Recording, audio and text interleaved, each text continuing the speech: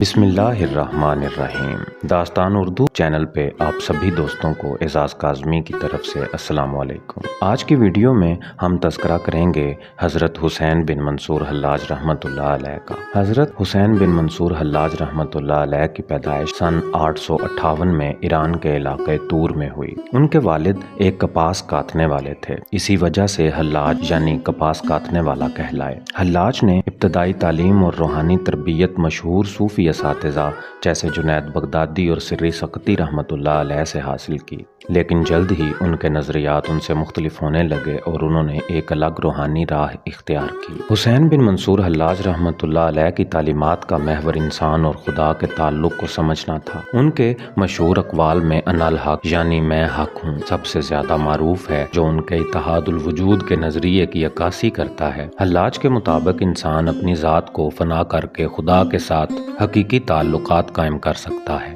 حلاج کے خیالات اس وقت کے علماء اور حکومتی نظام کے لیے ناقابل قبول تھے۔ ان پر الحاد اور بغاوت کے الزامات لگائے گئے اور 922 عیسوی میں بغداد شہر میں انہیں سولی پر چڑھا کر شہید کر دیا گیا۔ ان کی شہادت تصوف کی تاریخ میں ایک اہم واقعہ ہے اور آج بھی مختلف حلقوں میں موضوع بحث ہے۔ حلاج نے کئی تصانیف لکھی، جن میں کتاب التواسین سب سے مشہور ہے۔ ان کی شاعری اور تعلیمات بعد کے صوفی شعراء جیسے رومی، عطار اور حافظ پر گہرا اثر ڈال چکی ہیں۔ ان کی شخصیت اور نظریات کو محبت اور قربانی کی علامت سمجھا جاتا ہے۔ حسین بن منصور حلاج رحمۃ اللہ علیہ صوفیانہ فکر کے ایک عظیم نمائندے تھے، جنہوں نے انسان اور خدا کے درمیان قربت کے فلسفے کو بیان کیا۔ ان کی شخصیت آج بھی عشق حقیقی، قربانی اور تصوف کی گہری روحانی اقدار کا مظہر سمجھی جاتی ہے۔ ایک مرتبہ حضرت منصور حلاج رحمۃ اللہ علیہ اپنے عقیدت مندوں کے جھرمٹ میں تشریف فرما تھے کہ اچانک وہاں پر ایک گستاخ آیا اور اس نے بڑی بے ادبی سے منصور حلاج رحمۃ اللہ علیہ کو مخاطب کرتے ہوئے کہا کہ تم نے یہ کیا جاہلوں اور بیوقوفوں کا مجمع لگا رکھا ہے۔ آپ نے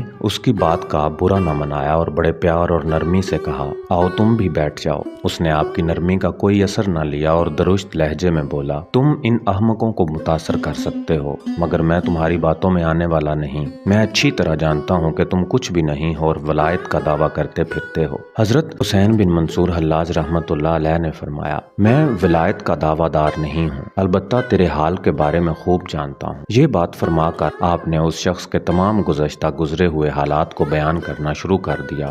بہت سے خفیہ راز ایسے بھی تھے جو اس شخص نے چھپا کر رکھے تھے اور وہ کسی کو بتانا مناسب نہ سمجھتا تھا۔ آپ نے وہ بھی بتانا شروع کیے تو وہ شخص بے اختیار پکار اٹھا، اے منصور حلاج بس کیجیے، میں آپ کی قوت کشف کا قائل ہو گیا ہوں۔ تستر میں قیام کے دوران آپ کی کرامات کا سن کر بہت سے لوگ بلا وجہ آپ سے حسد کرنا شروع ہو گئے تھے، آپ کو مختلف طریقوں سے تنگ کرنے لگے۔ ان کا مقصد یہ تھا کہ آپ تستر سے نکل جائیں۔ آپ کے عقیدت مندوں کی تعداد میں دن بدن اضافہ ہوتا دیکھ کر بھی تستر کے بعض بااثر لوگ آپ سے خائف تھے اور آپ کی مخالفت میں پیش رہتے تھے۔ ایسے ہی چند بااثر اشخاص نے ایک منصوبہ کے تحت ایک شخص کو اس بات پر آمادہ کیا کہ جب منصور حلاج رحمۃ اللہ علیہ راستے میں جا رہے ہوں تو ان کے سر پر سرے بازار تھپڑ مار دیا جائے۔ اس سے ان کا مقصد یہ تھا کہ سرے عام آپ کو بے عزت کیا جائے اور تنگ آ کر آپ تستر سے تشریف لے جائیں۔ چنانچہ منصوبہ کے مطابق وہ گستاخ شخص موقع کی تاک میں رہا کہ کب حضرت حسین بن منصور حلاج رحمۃ اللہ علیہ بازار کی طرف جاتے ہیں۔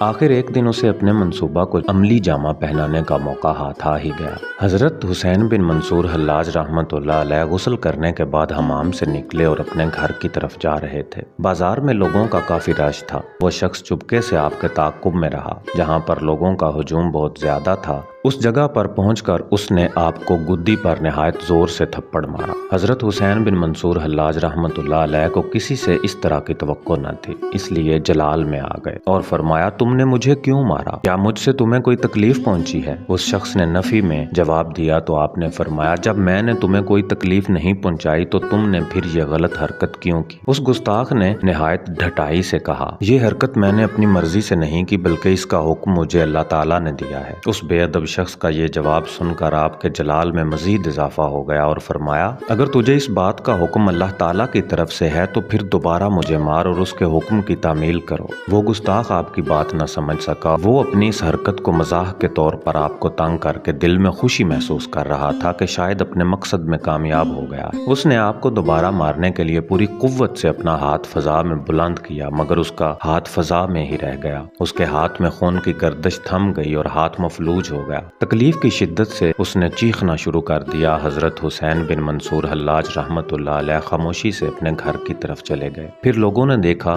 कि उस गुस्ताख का हाथ चंद दिनों में ही सूख कर बेजान हो गया। नाजरीन, हजरत हुसैन बिन मंसूर हल्लाज की सवाने हयात बहुत लंबी है। मैं इसे एक वीडियो में कैद नहीं कर सकता। इसे मैं छोटी छोटी कुछ वीडियो में तकसीम करता हूँ और इसकी एक प्लेलिस्ट बना दूंगा ताकि मेरे नाजरीन को दुश्वारी का सामना न करना पड़े। हुसैन बिन मंसूर हल्लाज का तफसीली तारुफ जानने के लिए आप मेरे YouTube चैनल दास्तान उर्दू का विजिट करें।